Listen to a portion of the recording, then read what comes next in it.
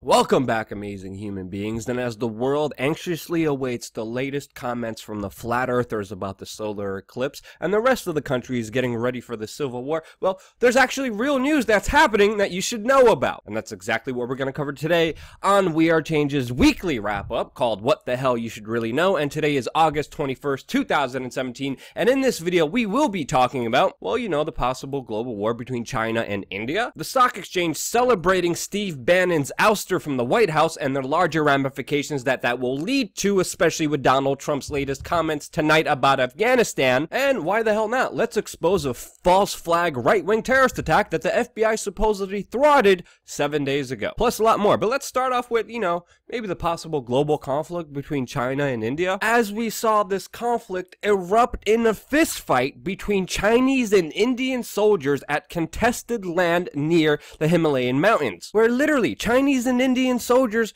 were involved in a fistfight, throwing rocks at each other at a major contentious point that both countries are fighting the rights to own. This, of course, is a strategic stretch of land in the Himalayas that the Chinese say is theirs. The Indians are now coming in saying, no, that was our piece of land. And many people are worried that this will escalate to a bigger conflict, especially now that we're seeing the Japanese even officially back the Indians on this land case. And it looks like the Chinese will not be backing down from this territorial dispute. And they're literally trying to piss off the Indians as much as they can, as a Chinese state-run news media organization just released this video. Was pretending to be asleep. Nobody's blaming me, cause I'm asleep. Fine. Together, guys. Where they literally portrayed Indians with turbans on and a fake wig as being lazy and incompetent. And by the way, do I have to remind you, this is the Chinese state-run government information news organization that is putting out these pieces, which to me shows a new level of insanity involved in the information war that affects all of us. But the fact that this is happening, I mean, yeah, I don't even have a comment for it. I mean, let me know your comment about this below. Now, moving away from Chinese state-run propaganda videos, let's talk about some propaganda that the American people are dealing with. Now, if you remember, just 7 days ago, there's news headlines all around the country saying that the FBI thwarted a right-wing terrorist attack that was supposed to blow up a bank building in Oklahoma City. Jerry Varnell was arrested Saturday by the FBI following an undercover operation. Agents say he tried to detonate what he believed was an explosive-filled van that he parked outside a bank in downtown Oklahoma City.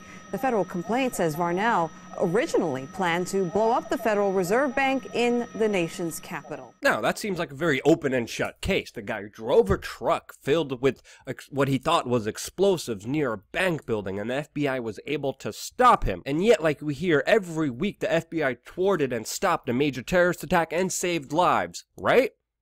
Well, no, not really. Because if you look at the merits of this case, the details are extremely disturbing and you need to know about them. As we're finding out from the parents of this main suspect in this case, caught the FBI forcing this suspect who was mentally ill to be a right-wing terrorist. The suspect was severely mentally disabled, and the FBI, knowing about this, groomed him and created the situation that we all heard about 7 days ago. The parents of this suspect came out and said, quote, "However, what truly has us flabbergasted is the fact that the FBI knew he was schizophrenic. The state of Oklahoma found him mentally incompetent, and we, his parents, have legal guardianship over him by the courts. These documents are sealed from the public, which is why no news media outlet has been able to obtain them. The FBI clearly knew that he was a schizophrenic because they have gathered every ounce of information on him, yet they still knowingly continued to groom him despite the clear immoral implications. Under all legal circumstances, the FBI should have had medical professionals deal with this human being and not try to get this guy to commit a terrorist attack." The parents go on with more disturbing details, and they say, quote, "What the public should be looking at is the fact that the FBI gave our son the means to make this happen. He has no job, no money, no vehicle, no driver's license, due to the fact that he is schizophrenic, and we, his parents, do everything we possibly can to keep him safe and functional." They go on saying, quote, "He has suffered through countless serious full-blown schizophrenic delusional episodes and has been put in numerous mental hospitals since he was 16 years old. The FBI came and picked him up from our home. They gave him a vehicle, gave him a fake bomb and every means to make this happen, none of which had he had access to on his own. And this case is infuriating, especially the fact that the parents said that they tried to keep their son away from the FBI informant until the FBI informant went around the parents to get to this mentally ill human being. And it's infuriating because there are legitimate terrorist attacks and bad people out there, whether it's a guy driving a car into protesters or a guy driving a car into tourists. There's major security threats to a lot of people that are very serious, but instead of focusing on stopping those terrorist attacks, the FBI is literally bullying a schizophrenic, mentally disabled human being so they could have a clear-shut case of them being successful in actually stopping terrorists. And it's all bullcrap. We've just seen what happened in Barcelona, where a suspect who was just at large moments ago killed 13 people, injured hundreds of them, and it is now finally being reported that one of the suspects was just shot dead after he evaded the authorities in Spain, only to be inevitably captured just moments ago. Now, you know, in just other terrorist-related news, we have Russia announcing that they killed over 200 plus ISIS terrorists in an air bombing that took out 20 SUVs armed with large caliber weapons and mortars that were taken out as ISIS was retreating. And then finally, some good news: it looks like ISIS is finally being defeated, as video is emerging from Lebanese government forces showing ISIS militants retreating, surrendering themselves,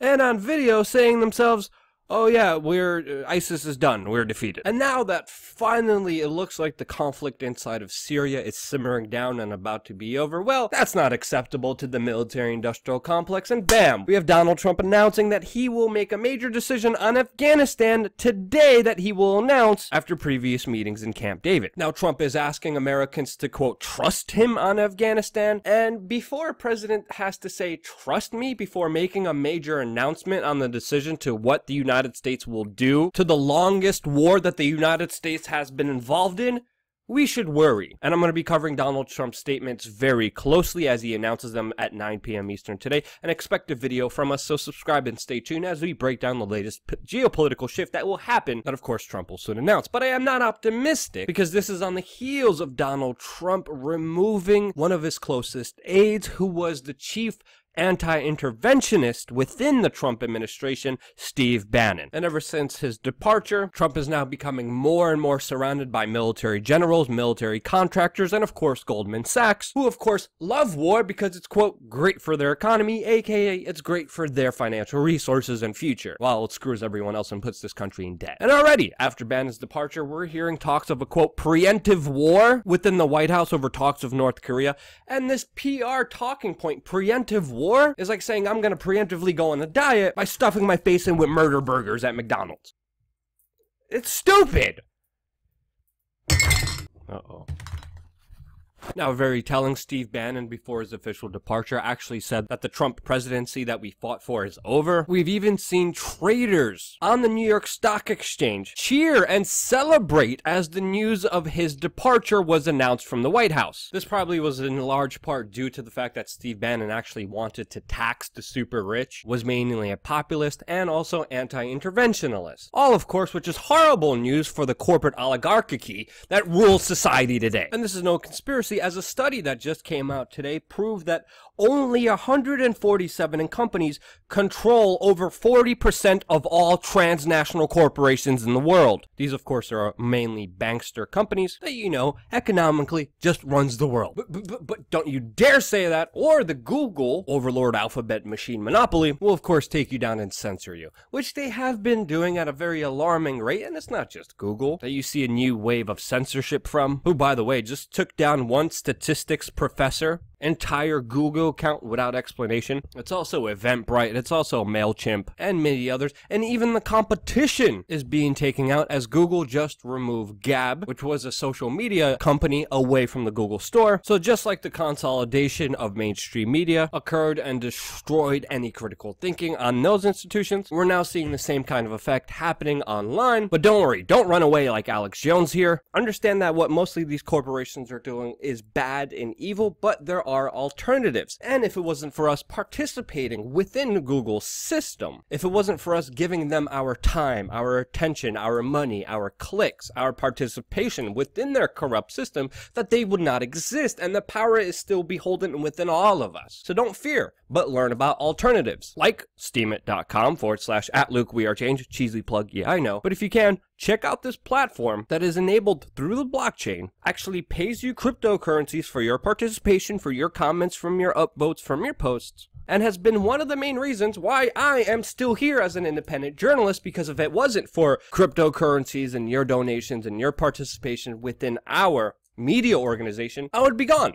But I'm not, and I'm still here, and that's mainly because of you, and that's why I love you guys. Subscribe, stay tuned, we're going to have a lot more coming here your way on youtube.com/WeAreChange.